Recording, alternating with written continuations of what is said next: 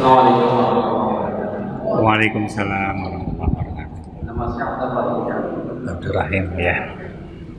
dari Pemantauan Mana, Pemantauan juga ada Ustaz. Saya punya pertanyaan ada Pak Ustaz Muhammad, Pak Ustaz Muhammad Salim. Untuk pelaku UMKM yang saya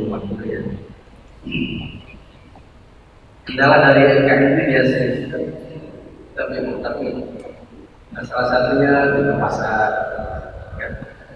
Kemudian seperti yang dijelaskan tadi kan di bukan tadi kan, Ya. dan insya Allah punya alhamdulillah sudah ada operasi saya pernah anggota.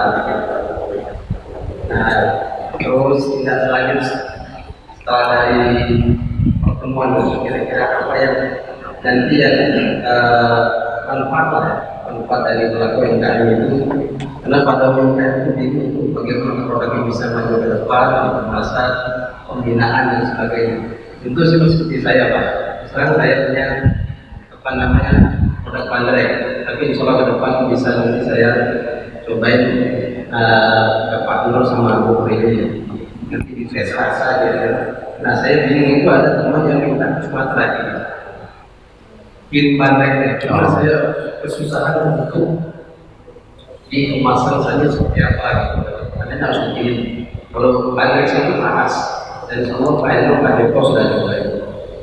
Nah, mungkin kita bagian dari Pak Nur Rahman banyak Pak Rahman, terima kasih jazakallahu. Waalaikumsalam warahmatullahi wabarakatuh. Ya, terima kasih pertanyaannya ya. Ini masalah tiap orang mungkin ya, gitu. Jadi kembali kepada konsep tadi, memang kita nggak bisa berusaha sendiri. Harus ada kemajemukan ya, harus bekerja sama gitu. Dalam ruang lingkup terkecil, maka nanti ada komponen, ada mau organisasi atau apa ya, atau koperasi yang menjadikan induk itu sendiri ya ke sana gitu. Nah,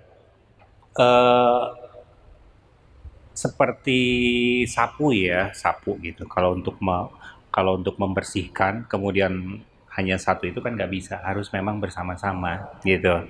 Ya, sehingga inilah fungsi daripada nanti umaro.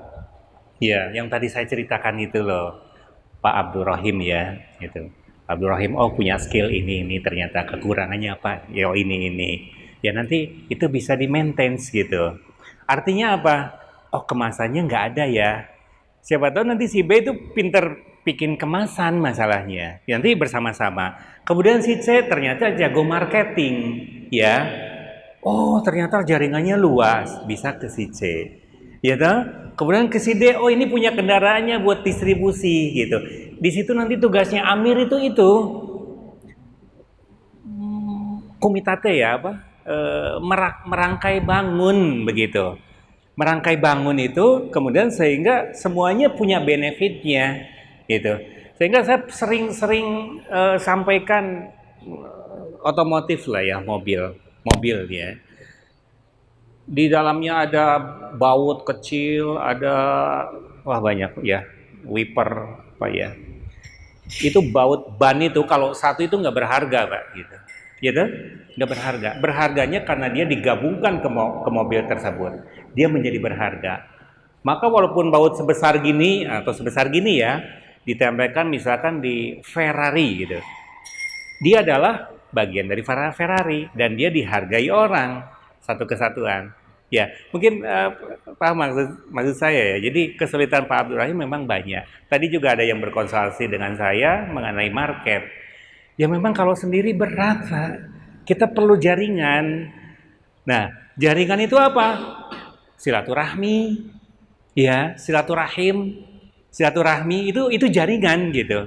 Saling memupuk kepercayaan dan sebagainya. Kemudian tadi filosofi akar batang dilaksanakan, insya Allah nanti terjalin begitu. Nah kadang-kadang begini, kesulitan kami ke dalam suatu wilayah karena wilayah sendiri itu sendiri punya sistem sehingga kami nggak bisa overlapping gitu, Pak. Ya, maka kami membuat hierarki. Ya, misalkan dari UMKM ke UKM gitu, ke UKM ke IKM nantinya. Hierarki begitu. Nanti IKM baru ke kami gitu kan. Tim kami yang menjual produk, market dan sebagainya, trading ya, nanti ke kami. Jadi kalau kami nanti langsung ke bawah ke UMKM-nya, itu nanti overlapping. Sehingga yang kami lakukan memang insya Allah gitu, membina para pengurusnya di situ untuk terus mengini. Setelah ini berarti ada tindakan selanjutnya gitu, berkesinambungan. Harus, ya harus. Karena saya bilang, saya nggak suka ceramah kemudian kemudian enggak. Ya. Harus ada realisasi dari sini. Apa yang harus kita lakukan, gitu kan? Cuma ini kan bagi general, ini kan pertemuan pertama, ya kan? Walaupun dalam kajian kita tiap sebulan sekali ya. Saya sudah memberikan saran kepada DKM mungkin pernah ya, gitu. Jadi pertama, jadikan masjid ini pusat semua kegiatan termasuk ekonomi, gitu. Yang kedua, ada pertemuan berkala. Jangan terlalu lama ya, artinya walaupun seminggu sekali untuk pembinaan satu-satu gitu ya. Nah, sehingga nanti kami bisa menemukan ini baut, ini ban, ini pelek ya kan. Nanti bisa kita bisa rangkai itu gitu kan ya. Tapi ingat, kami bukan pelaksana di sini. Ya, jadi kami memberikan saran gitu kan. Nanti pelaksananya ada di DKM gitu. Ya.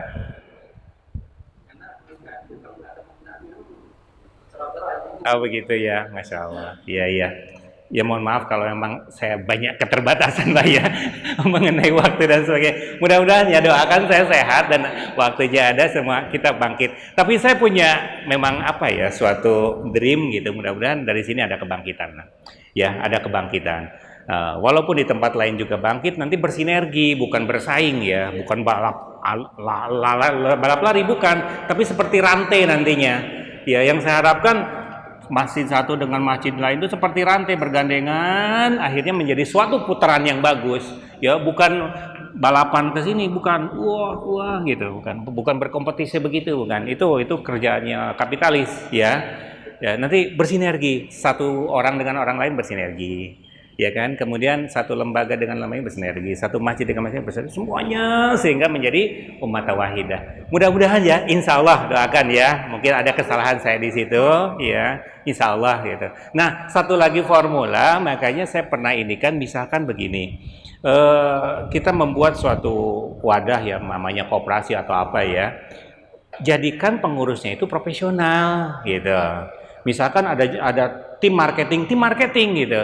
Selama ini kita kan modalnya lillahi ta'ala gitu ya, betul nggak? Bukan salah lillahi ta'alanya, kita salah mengartikan lillahi ta'ala. Kalau kita indikasinya lillahi ta'ala itu apa? Gratis. Padahal lillahi ta'ala itu karena Allah. Mau tahu aturan Allah? 8 asnaf, amil dibagi, ada bagiannya amil ya, betul nggak? Karena Allah sangat menghargai usaha amil itu, maka dibagi ada bagian daripada zakat. Sementara kita manusia, kamu nggak usah ya, lillahi ta'ala. Jadi lillahi ta'alanya di mana? Lillahi ta'ala kan mengikuti aturan Allah, ya kan? Kalau kita hutang pihutang, ya harus dibayar gitu. Itu lillahi ta'ala.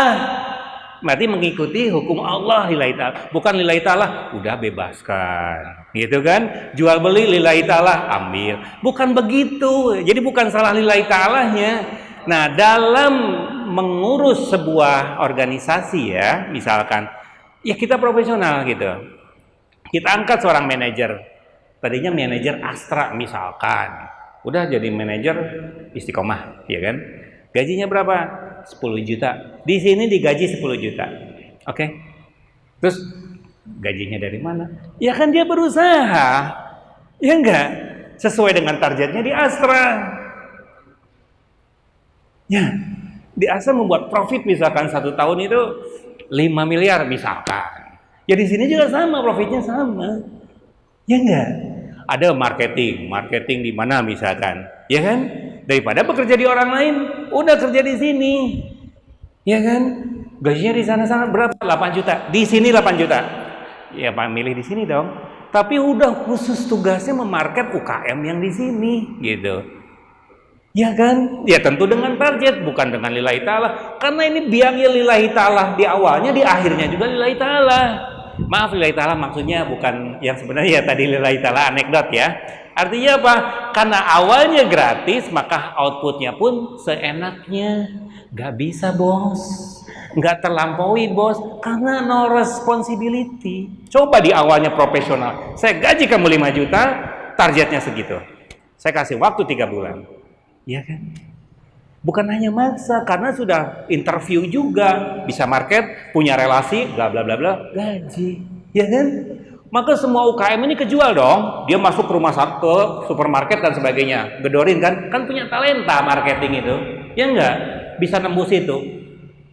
Gajinya kan dari situ bisa ketutup, di samping profit juga muncul. Begitu.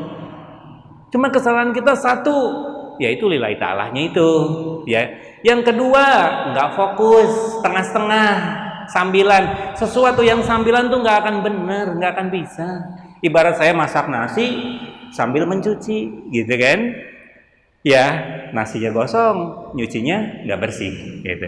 Satu-satu aja. Faida, farogtafan, so. Setelah selesai satu urusan, selesai baru kepada urusannya itu ya. Nah yang ketiga ya profesional saja. Sebetulnya nggak ada yang susah, kalau Allah udah nyiapkan rezekinya. Cuma kitanya takut gitu kan, selalu ini ngegajinya dari mana bos gitu. Ya dari situ, semua orang punya target.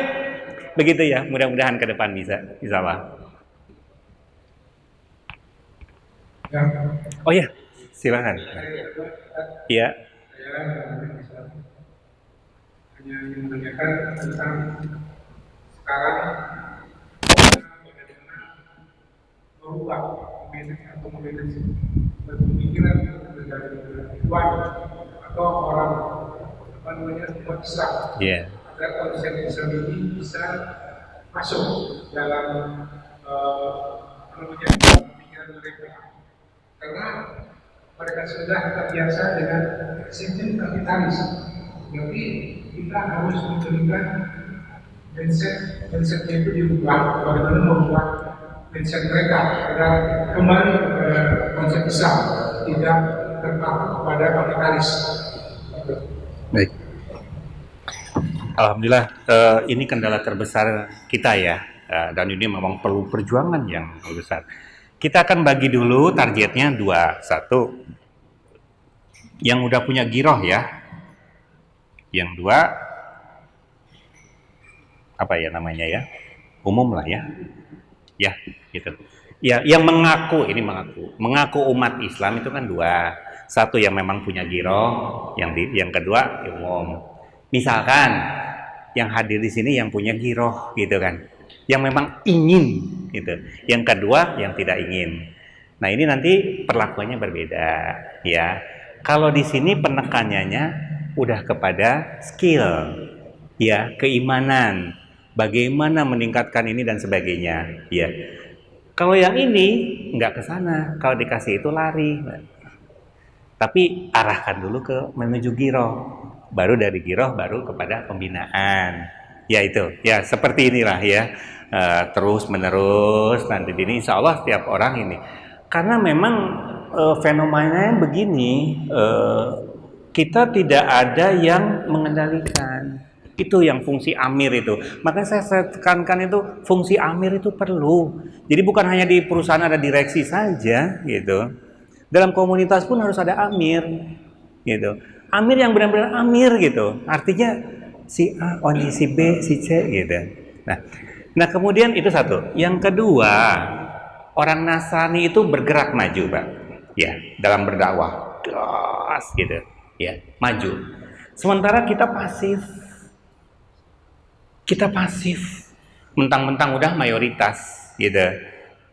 Harusnya memang kita aktif, kesini pun aktif. Ud'u ila sabili rabbik, ada dua ini kan. 1, bil hikmah.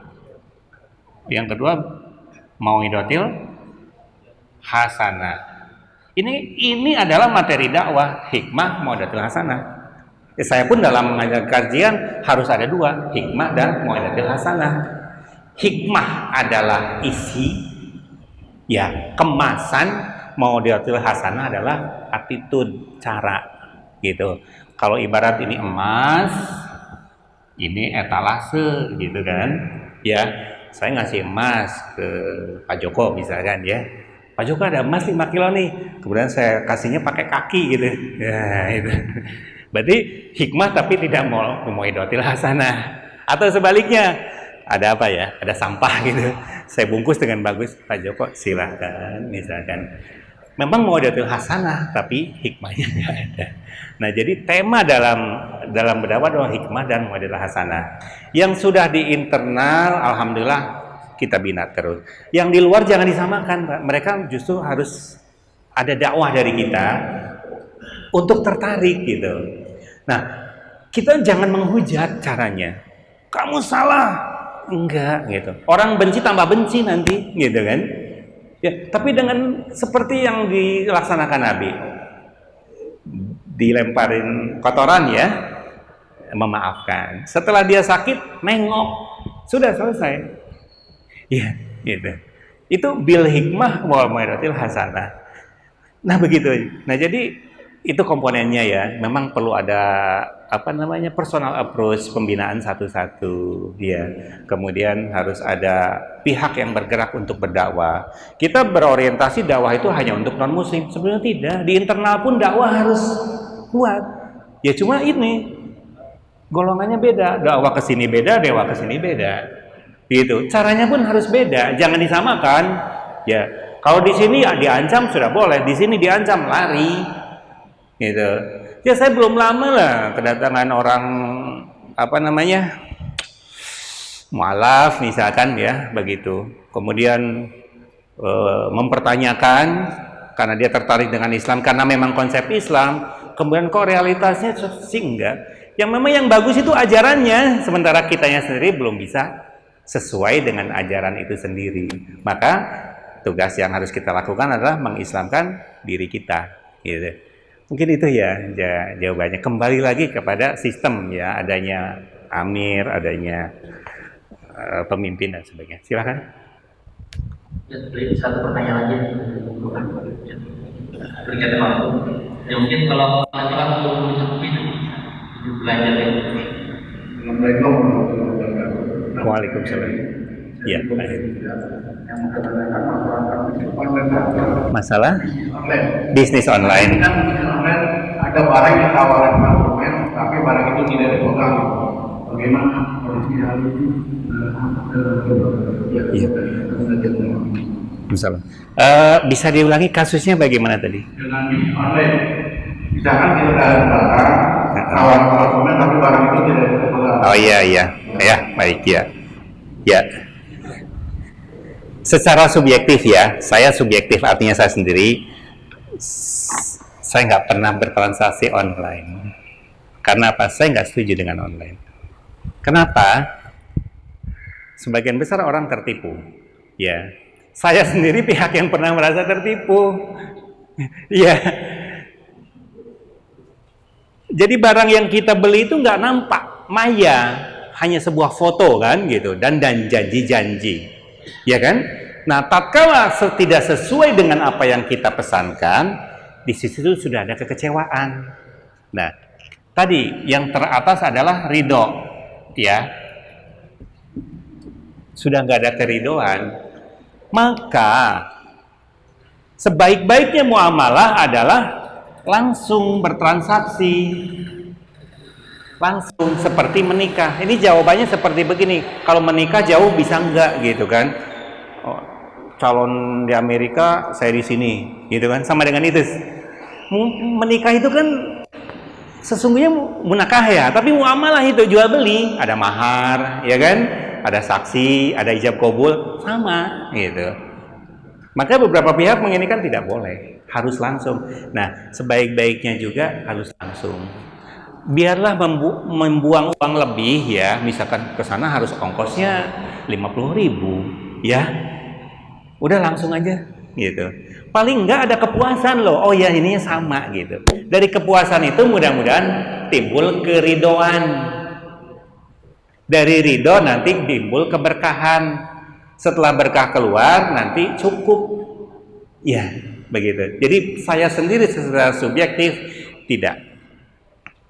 Banyak penipuan di sini. Kasus terakhir saya begitu kan, beli L3 gitu. Ternyata L-nya cuma 2, yang satu XL. Nah, digunting itu XL-nya. Krek gitu. Saya bilang, ini kok besar satu ya gitu. Ternyata satunya XL, mereka gunting. Itu kan penipuan. Akhirnya kita ngomongnya mudah aja. Kalau mau nipu nggak usah dagang gitu kan. Ya. Simpel kan gitu. Kalau mau nipu nggak usah dagang, nipu aja gitu, nggak usah pakai dagang-dagang. Ya. Makanya diusahakan langsung. Nah, karena memang Islam sendiri mengajarkan begini, bahwa sebaik-baiknya sedekah adalah kepada orang terdekat.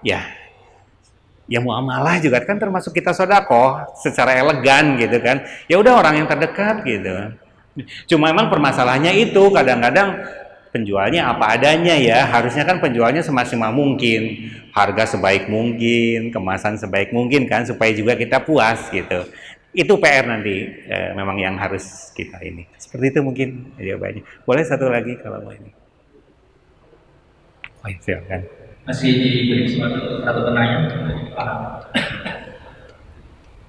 Assalamualaikum warahmatullahi wabarakatuh. Waalaikumsalam warahmatullahi wabarakatuh. Ya, maaf, saya dengan konsep Islam, mau ekonomi umat. Tapi ini kan kita kan tidak masa ekonomi lah. Betul. Di kalau spesifik kan harus kita. Karena saya juga pelaku ekonomi. Ya. Dari 2005. Merasakan mungkin usahanya kita untuk membangun ekonomi Islam. Pesimis ya. Contoh, kita sudah bangun untuk bahasa Jawa. Sekarang nggak kita saya tahu mereka akan gini akhirnya. Karena dulunya kita nggak bisa ketemu orang. Beda dengan kenapa nggak bisa? Karena kan kita nggak punya berdiri untuk beli banyak. Kalau kita beli banyak, 1000 pack, juga akan dapat diskon 50%, juga akan dapat lagi bonus bla. Nah, yang sekarang saya mau diskusikan, kenapa sih pengusaha-pengusaha Islam yang besar-besar itu nggak pada peduli dengan ekonomi? Iya. Satu.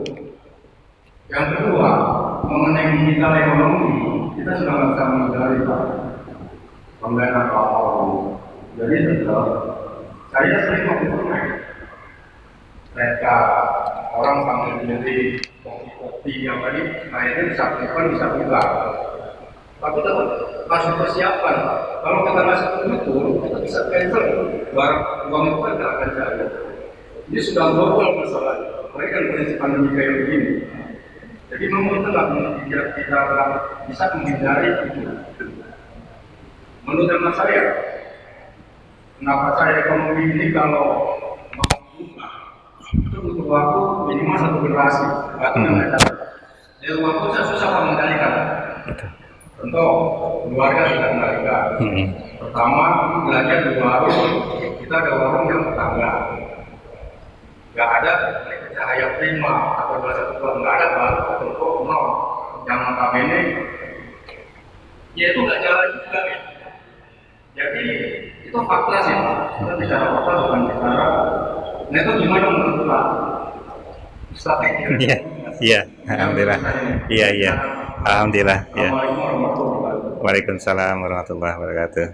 Terima kasih, itu mungkin pelengkap ya bagi saya, rezeki melengkapi apa yang ingin saya sampaikan mungkin ya. Alhamdulillah, tadi mengenai online juga dan sebagainya. Kak Rasulullah pernah bersabda bahwa setelah perang Badar ada perang yang lebih besar, yaitu perang melawan hawa nafsu. Ya. Biangnya sesungguhnya hawa nafsu, keinginan diri, egoisme gitu. Kalau bahasa lainnya egoisme gitu. Sehingga dalam konteks yang lain Rasulullah juga meramalkan bahwa nanti suatu saat umatku itu seperti buih. Jumlahnya banyak, tapi terombang-ambing gitu. Ini sekarang gitu, sesuai dengan prediksi. Nah, kewajiban kita adalah beristihad ya, berusaha gitu. Allah nanti yang merubah, kita yang berusaha. Jadi rasa pesimis itu juga mudah-mudahan jangan ada. Kita harus optimis, harus tetap optimis. Ya caranya betul tadi, dari keluarga dulu, dari diri dulu, dan sebagainya begitu. Kenapa tadi saya gambarkan akar? Kita nyiapin toko belanja nggak akan bisa kan? Ya, yang harus dirubah apa? Ininya dulu, pribadinya dulu. Ya tadi itu. Kita banyak mengupasnya masalah di sininya nih, ya kan? Tata cara, wah, gitu kan? Ini enggak, apalagi ini, ya. Yang saya sampaikan hari ini kan lebih kepada ini sekarang, ya. Karena kalau saya meloncat ke sini atau ke sini, tetap ini tumbang pak pohonnya, ya. Sama aja saya menggergaji pohon dari Jakarta itu, saya pindahkan ke sini, ke Jejalen. Seminggu juga nanti mati, pak. Buahnya juga nggak berarti, gitu kan? Jadi tetap ini. Cuma sayangnya begini. Kebanyakan orang menyampaikan agama itu urusannya ukhrawi. Padahal agama itu Rabbana atina fid dunya hasanah wa fil akhirati hasanah. Sama pentingnya. Seperti ban kiri, ban kanan, ya. Oh, kanan lebih baik, nggak bisa. Sesungguhnya penciptaan langit dan bumi dan pergantian siang malam adalah tanda-tanda bagi orang berpikir. Artinya apa? Dua-duanya bagus, dua-duanya bermanfaat gitu. Nah, dalam Islam ada tatanan ini, cuma jarang memberikan giroh ini. Banyak kan girohnya kepada setelah hidup gitu. Ya. Atau yang disebut apa? Agama, atau tadi disebut apa tadi? Ya, begitu. Banyak bahas itu. Coba kalau kita split menjadi dua lah. Misalkan ada 10 ustaz, 5 bahas ekonomi dunia, 5 bahas akhirat, gitu kan? Setelah itu akan seimbang. Insya Allah mudah-mudahan ini. Yang tadinya mungkin perubahan hanya 1 bulan 5 orang bisa 5 kali 5, 25 orang, begitu. Personal approach-nya. Ya, seperti itu. Jadi memang ini tantangan dan kembali. Saya nggak bicara mengenai makro dulu, Pak. Tadi makro di sini, Pak, ya. Kita bicara ini dulu. Karena saya udah berulang kali menciptakan ini, Pak. Termasuk pasar Pondok Gede. Saya pemenang lelangnya, Pak. Saya akan bikin koperasi itu. Jadi saya cerita sedikit konsep pasar dulu, ya. Waktu zaman M2 itu kan masih ada wali kota Bekasi, ya. Kita memenangkan. Saya bikin konsep koperasi. Maksudnya apa? Kios itu bukan untuk dijual, untuk anggota. Ya, bahan bakunya dari kita, dari koperasi, ya kan? Sehingga orang itu nggak perlu belanja, tinggal ngambil dari kita, ya, nggak bermodal kan? Jualan silakan, itu berlomba-lomba dengan servis masing-masing, dengan harga masing-masing, kita nggak membatasi untuk mereka juga, gitu kan? Sorenya mereka bisa bayar ke kita, gitu. Kita menggandeng petani dan sebagainya, sampai yayasan udah saya gabung semuanya itu. Ya ternyata kita kalah dengan kapitalis. Pada saat kapitalis datang, bang gitu, memberikan dung gitu, orang kita udah lari sana semua. Gitu. Saya nggak usah sebutlah siapa orangnya. Orang Islam tapi jiwanya kapitalis gitu kan. Karena apa? Oh ternyata saya di sini larinya. Saya tidak mendidik daripada anggota-anggota ini. Maka mereka lari gitu. Makanya dari situ saya belajar sekarang, ini yang saya didik anggota-anggotanya. Dari 2, 3, 4, 5, mudah-mudahan 1 juta, 10 juta gitu. Dan mudah-mudahan di Indonesia saya juga ada 1 juta orang seperti saya gitu kan. Bukan hanya saya. Insya Allah ada gitu yang mendidik, ayo gitu, memberikan giroh dunia. Dunia itu nggak jelek. Jalan menuju akhirat kan dunia masalahnya. Kita tanpa ada akhirati hasanah, tanpa dunia hasanah, bagaimana mau haji dan sebagainya. Mungkin itu ya. Jadi tadi pertanyaan 1, 2 permasalahannya di situ. Tadi pengusaha juga apalagi ya. Ya, saya juga kalau mengikuti itu sebetulnya ya sudahlah, yang penting enak sendiri gitu kan. Cuma saya ingat bahwa saya itu hamba gitu. Dan sebaik-baiknya manusia adalah manusia yang bermanfaat bagi manusia lain. Gitu. Maka ya Allah saya sudah. Maka sebagian saya tinggalkan akhirnya gitu. Ya mudah-mudahan ada dalam keridhaan Allah. Nah itu, ya kemarin saya pernah singgung bahwa dalam melakukan ekonomi Islam itu beli satu dapat dua enaknya. Artinya kita melaksanakan ekonomi Islam nanti dapatnya robana fidunya hasanah wa fil akhirati hasanah. Profit dapat, keuntungan dapat, nanti akhirat juga dapat. Karena apa? Yang dijual yang halal, yang berkah, yang ridho gitu. Jadi dua-duanya dapat dalam jalan. Mungkin itu ya dari saya jawabannya.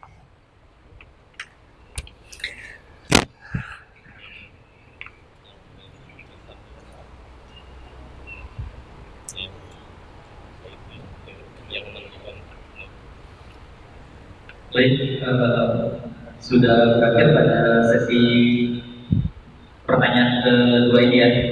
Mungkin tadi ada disiapkan oleh panitia, yaitu dari Cahaya Prima, berkaitan dengan pertanyaan terbaik, ya, 3 pertanyaan terbaik yang nanti akan mendapatkan hadiah World Press. Tadi ada 6 penanya, mungkin kami akan diskusikan dulu oleh Pak Ustadz pertanyaan mana yang sekiranya mendapatkan hadiah. Dari 6 pertanyaan ada 3 pertanyaan yang akan mendapatkan World Press.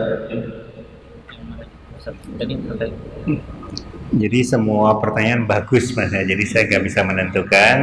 Saya kembalikan lagi ke panitia. Silakan. Karena pertanyaannya semuanya bagus gitu. Jadi silakan saja dengan keobjektivitasnya, silakan ya.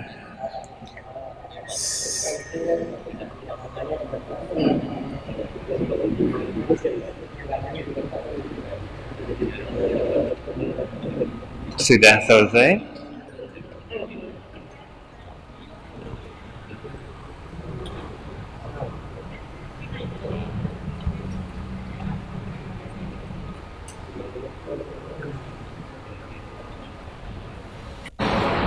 Yang masih yang Boleh, silakan aja. Nah, silakan. Udah?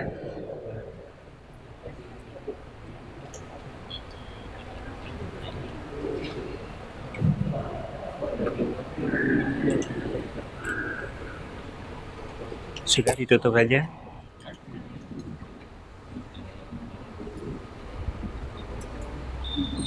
Sudah? Saya tutup aja atau bagaimana? Oke, ya. Tutup dulu mungkin ya. Saya nanya, gimana? Oh iya, ya udah nanti Oke. dari MC untuk terakhir gitu. Oke, ya.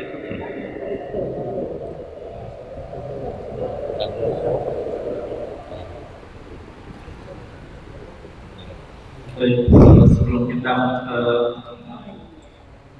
menginformasikan 3 orang yang penanya terbaik, ini dari Pak Ustadz ada statement terakhir dan sekaligus penutup dari Pak Ustadz, dipersilakan. Ya. Bismillahirrahmanirrahim. Sebagai penutup mungkin yang pertama bahwa kita harus menyadari bahwa kita hidup sebagai hamba, dan hamba yang baik adalah yang mengikuti aturannya gitu. Dan Allah sudah menentukan aturannya dalam sisi ekonomi, makanya kita laksanakan ekonomi secara Islam ya. Sebagai hamba yang baik kita ikuti itu. Yang kedua, kita munculkan mahabbah, rasa cinta antar sesama gitu. Mungkin hati kita terbiasa dengan keras, apalagi kehidupan ibu kota ya yang sangat keras dan egoisme gitu.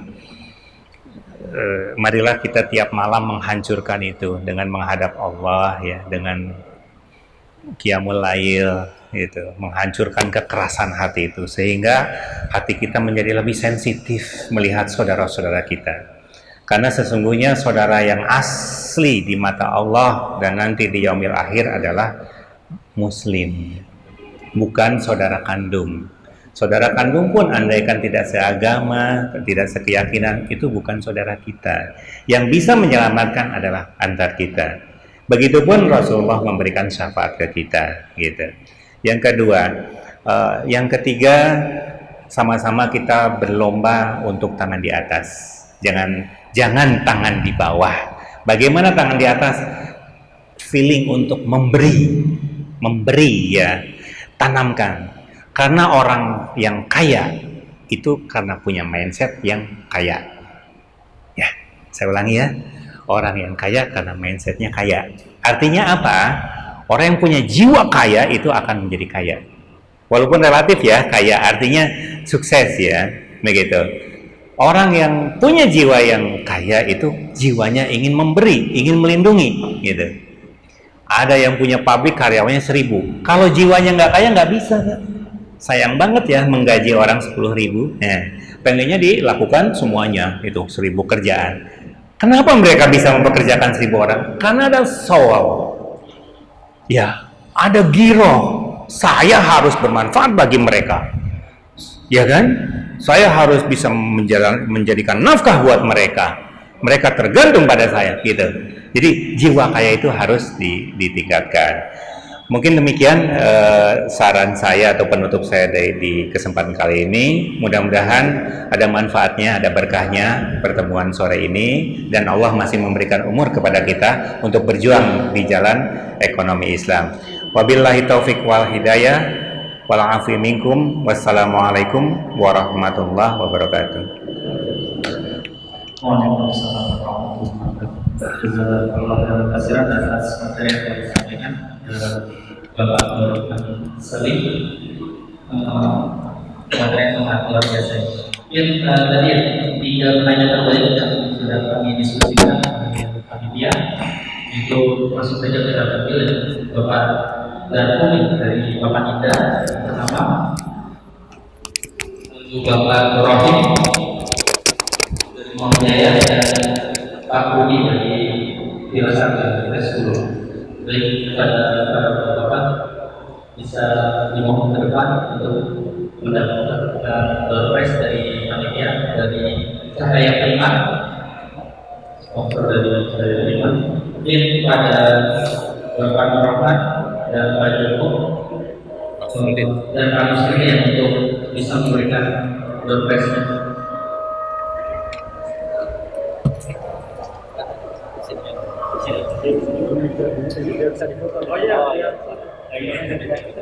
Fotografer memang mesti cari tempat yang Jadi mohon Pak Joko, Pak Nasruddin untuk bisa memberikan hadiah atau presiden.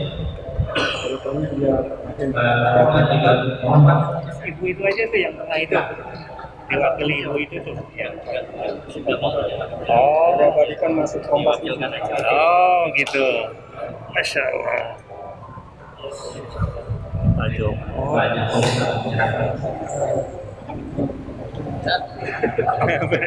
Kalau Pak Dakum ya, Pak Dakum. Ya, nggak usah pakai mic, semua aja.